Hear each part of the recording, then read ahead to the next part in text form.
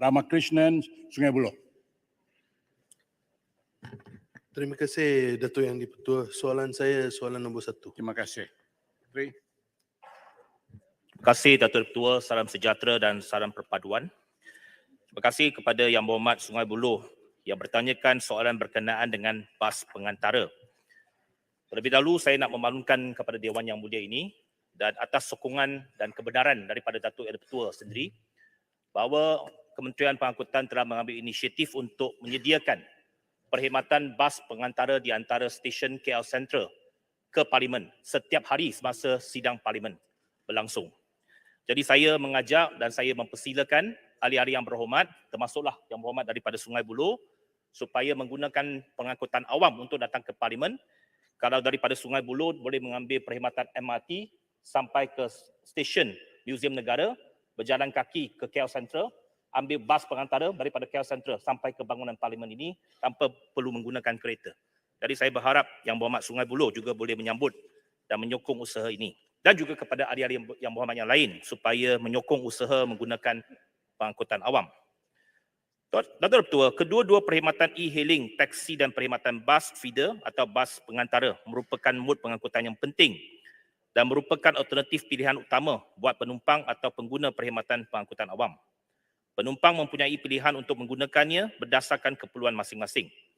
Dalam situasi semasa bagi penumpang yang boleh mengikuti jadual perjalanan yang disediakan secara berjadual dan sistematik, maka mod perkhidmatan bas pengantara akan menjadi pilihan mereka. Manakala sekiranya penumpang tidak mahu mengikuti jadual perjalanan yang ditetapkan dan memerlukan perkhidmatan yang lebih khusus dan lebih peribadi, tertakluk kepada keperluan, penumpang boleh memilih untuk menggunakan perkhidmatan e-hailing ataupun taksi. Oleh itu, pengguna mempunyai kuasa untuk memilih mana-mana mod pengangkutan yang bersesuaian dengan keperluan masing-masing.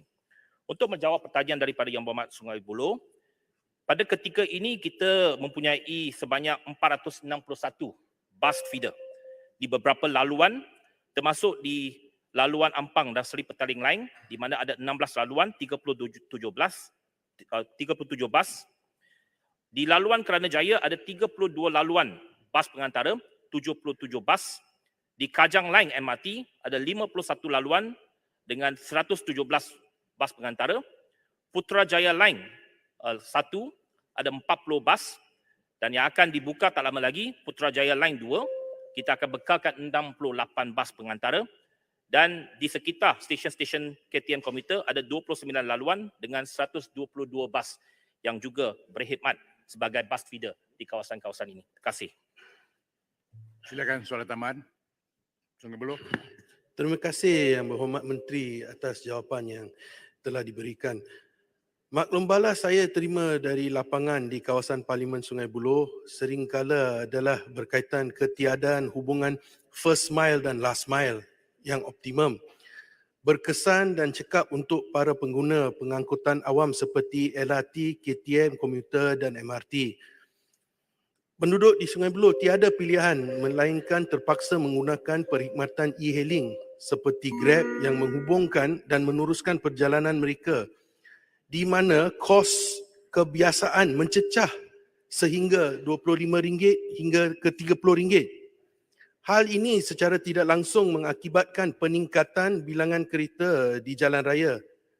Lebih-lebih lagi di kawasan yang mempunyai kepadatan penduduk yang tinggi, tuntas hanya menyebabkan kesesakan trafik. Justeru hal ini menyebabkan kita tidak dapat menjayakan pengangkutan awam yang menerima pelaburan begitu besar bagi mengurangkan kesesakan trafik dalam bandar atau kawasan yang mempunyai kepadatan penduduk yang tinggi. Soalan saya, bagaimana kita dapat menggalakkan penggunaan pengangkutan awam melalui penambahbaikan jaringan sistem lebih optimal dan menyeluruh? Terima kasih. Kasih memang kita sedia maklum bahawa kekangan first mile dan last mile ini merupakan salah satu masalah di mana penggunaan pengangkutan awam itu tak dapat dioptimalkan. Pihak prasarana sedang mengadakan projek perintis ataupun pilot project untuk menggunakan perkhidmatan van hailing ataupun menggunakan perkhidmatan yang disediakan oleh satu syarikat yang bernama Kumpo, di mana kita juga boleh menggunakan van sebagai pengantara di antara rumah-rumah kediaman dengan stesen-stesen pengangkutan awam, di mana apabila ada keperluan pengguna ataupun penumpang boleh menggunakan van hailing ini dengan harga yang agak berpatutan, iaitu RM1 untuk setiap kali perkhidmatan itu. Dan kita memang bersedia untuk menambahkan perkhidmatan ini di stesen-stesen lain di semua network yang sedia ada. Dan begitu juga Kementerian Pengangkutan sedang berbincang dengan pihak syarikat-syarikat e-hailing, dan saya telah pun meminta pihak Agensi Pengangkutan Awam Darat untuk membenarkan juga konsep ride sharing, iaitu kereta-kereta e-hailing ini bukannya hanya boleh mengambil satu penumpang, mungkin mereka boleh share, dan itu secara langsungnya akan menurunkan kadar tambang untuk pengguna-pengguna e-hailing. Terima kasih. Speaker, saya. Silakan. Soalan. Terima kasih kepada Yang Berhormat Menteri.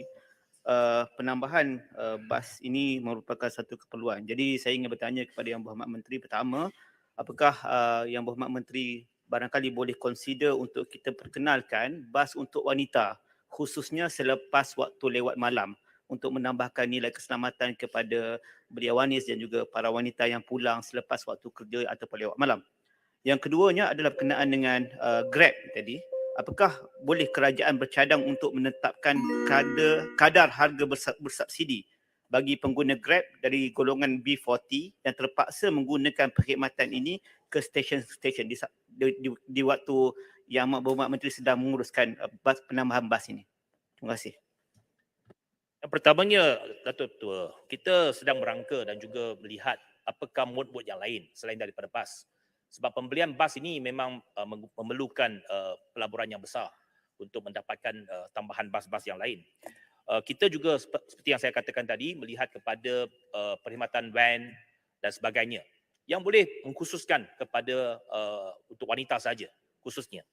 Berkenaan dengan subsidi untuk penumpang-penumpang e-hailing ini, memang salah satu perkara yang kita harap boleh dilaksanakan ialah memberikan